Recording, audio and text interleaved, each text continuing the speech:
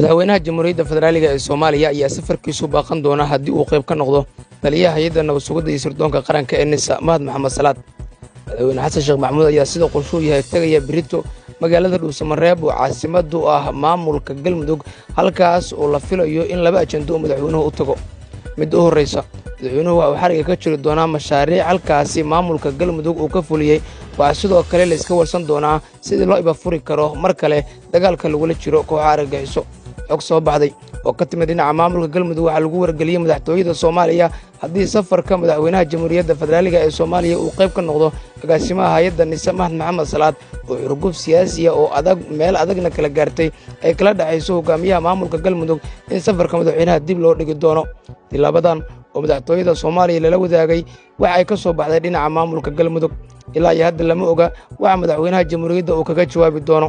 xogta soo baxdana waxa ay sheegaysay in safarka uu ku tagayo magaalada Dhuusamareeb madaxweynaha jamhuuriyadda federaaliga ee Soomaaliya uu qayb ka ahaa taliyaha hay'adda nabad sugidda iyo sirdoonka qaranka Soomaaliya ee NISA ninka la yiraahdo Mahad Maxamed Salaad. waxaa maamulka Galmudug marka laga hadlayo tiro dhowr jeer lagu eedeeyay inuu sameeyay isku dayo uu ku doonayay inuu maamulka ku arqaladeeyo amni ahaan muddadii uu bannaanka joogay.